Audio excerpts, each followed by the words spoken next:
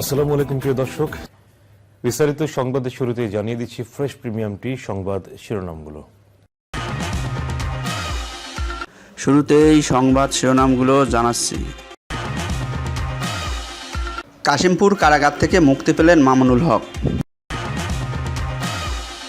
প্রধানমন্ত্রী স্বজন বলতে স্ত্রী সন্তানকে বুঝিয়েছেন, বলছেন ওবায়দুল কাদের। উপজেলা নির্বাচন থেকে ফেরানো যাচ্ছে না বিএনপি নেতাদের। এতক্ষণ শিরোনামগুলি শুনছিলেন, এখন বিস্তারিত। দর্শক, ভিডিওটি দেখতে দেখতে এই চ্যানেলটি সাবস্ক্রাইব করে আমাদের সাথেই থাকুন আর আপনার মূল্যবান মতামত কমেন্ট সেকশনে জানিয়ে দিন। হেফাজতে ইসলামের সাবেক নেতা ও বাংলাদেশ খেলাফত মজলিসের মহাসচিব মাওলানা মামুনুল হক জামিনে মুক্তি পেয়েছেন। আজ শুক্রবার বেলা 11টায় গাজীপুরের কাশিমপুর হাই সিকিউরিটি কারাগার থেকে তিনি মুক্তি পান। মামুনুল হকের ছেলে জিমামুল হক প্রথম আলোকে এ তথ্য নিশ্চিত করেছেন। তিনি বলেন, আব্বু মুক্তি পেয়েছেন। মামুনুল হককে 2021 সালের 18 এপ্রিল রাজধানীর মোহাম্মদপুর থেকে গ্রেপ্তার করে ঢাকা মহানগর পুলিশের তেজগাঁও বিভাগ। তার বিরুদ্ধে ঢাকায় এবং ঢাকার বাইরে মোট 41টি মামলা রয়েছে। সব মামলায় জামিন পাওয়ার পর কারামুক্ত হলেন তিনি।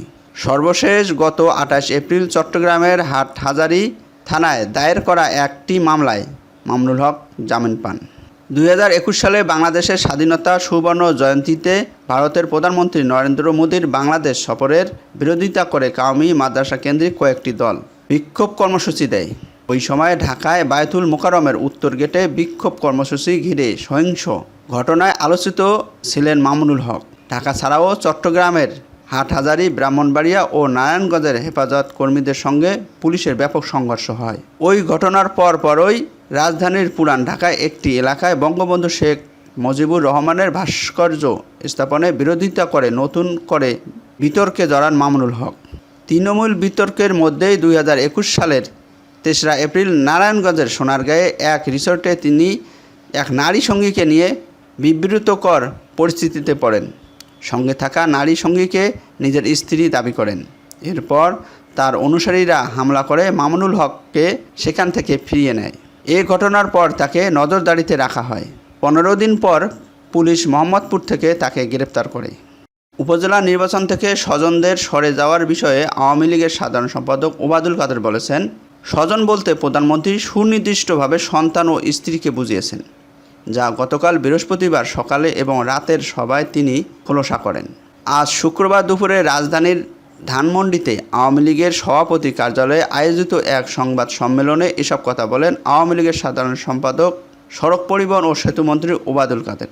আওয়ামী লীগের সাধারণ সম্পাদক বলেন, উপজেলা নির্বাচন নিয়ে আমি যে বক্তব্য রেখেছি, অনেকে ভেবেছিলেন আমি নিজেই নিজের নামে বলে বেড়াচ্ছি, কিন্তু গতকাল নেত্রী নিজেই এ নিয়ে খোলসা করে বলেছেন। স্বজন বলতে তিনি দুটো শব্দ উল্লেখ করেছেন, স্ত্রী ও সন্তান। প্রধানমন্ত্রীর বরাত দিয়ে ওবায়দুল কাদের বলেন, সেখানে কোনো প্রকার হস্তক্ষেপ ও প্রভাব বিস্তার করা যাবে না, প্রশাসনকে প্রভাবিত করা যাবে না, নির্বাচনকে প্রভাবিত করা যাবে না। সে কথা তিনি পরিষ্কারভাবে বলেছেন। তার গাইডলাইন অনুযায়ী আমরা আমাদের পার্টির কার্যক্রম পরিচালনা করব এবং উপজেলা নির্বাচনের ব্যাপারেও আমাদের নেত্রীর গাইডলাইন অনুযায়ী আমাদের দায়িত্ব পালন করব। বহিষ্কারের মতো কঠোর সাংগঠনিক ব্যবস্থা নিয়েও বিএনপির নেতাদের উপজেলা নির্বাচন থেকে ফেরানো যাচ্ছে না। দলটির কেন্দ্রীয় দপ্তরের তথ্য অনুযায়ী উপজেলা পরিষদের দ্বিতীয় ধাপে নির্বাচনে বিএনপির 73 জন নেতা মনোনয়ন ফরম নিয়েছিলেন। এর মধ্যে মাত্র 12 জনকে বুঝিয়ে প্রার্থিতা প্রত্যাহার করা সম্ভব হয়েছে। এখনও 61 নেতা নির্বাচনে রয়ে গেছেন। বিএনপির দায়িত্বশীল সূত্র জানিয়েছে যে 61 জন নেতা দলীয় সিদ্ধান্ত উপেক্ষা করে উপজেলা নির্বাচনে অংশ নিচ্ছেন। তাদের গতকাল বৃহস্পতিবার কারণ দর্শানোর নোটিশ পাঠানো হয়েছে। পরবর্তী পদক্ষেপ হিসেবে প্রথম ধাপের মতো দ্বিতীয় ধাপেও 61 জনকে একযোগে বহিষ্কারের সিদ্ধান্তের দিকে যাচ্ছে বিএনপি। যদি এর মধ্যে কেউকে নির্বাচন থেকে সরে দাঁড়ানো ঘোষণা না দেন, তাহলে প্রথম ধাপের 72 জন সহ 2 ধাপে বিএনপির নেতাদের বহিষ্কারের সংখ্যা দাঁড়াবে 133-এ। গণহারে দল থেকে এই বহিষ্কার তৃণমূলের কর্মী সমর্থকদের মধ্যে কী ধরনের প্রভাব ফেলবে, দলকে আরও দুর্বল করবে কিনা, সে আলোচনা রয়েছে বিএনপিতে। পরবর্তী সংবাদ দেখার আমন্ত্রণ জানিয়ে শেষ করছি।